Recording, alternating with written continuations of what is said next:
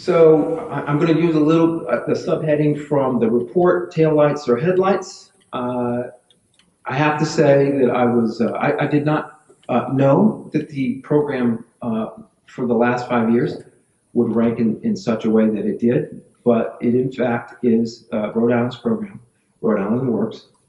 It has the lowest performance on work participation in the United States on the past 5 years.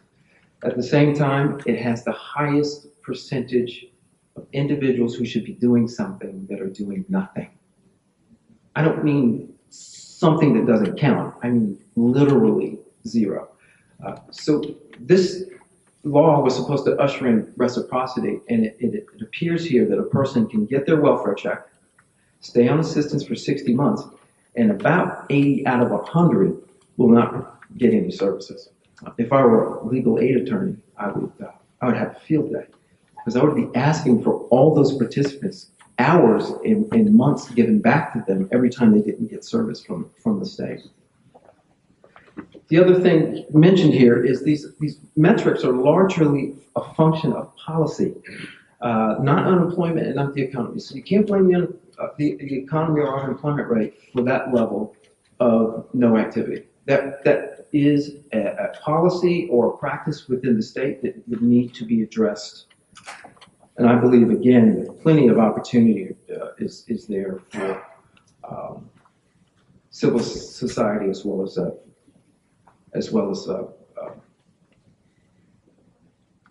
other institutions. So increases in poverty reduction are possible for single-parent families earning nominal earned income.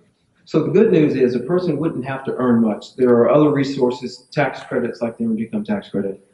They could actually lift families out of poverty at fairly nominal wages and hours, about $10 an hour, 25 hours a week if you have a family of 2. The second headlight, I would say, is what the welfare law also allows the state to expand the program to include employment services from non-custodial parents. So under the TANF rules right now, a state could serve non-custodial parents of the children who are on public assistance.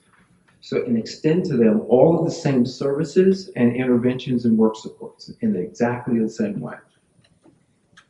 And finally, whatever happens in the state of Rhode Island with respect to welfare, it really will require partners that are outside of the reach of government.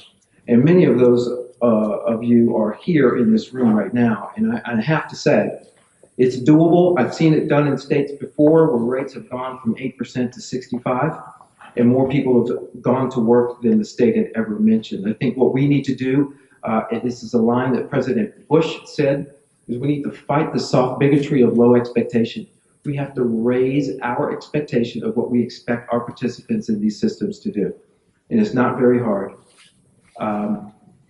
Faith institutions and civil society have a great opportunity here in the Ocean State, and I'd say let's seize that opportunity starting today. Thank you.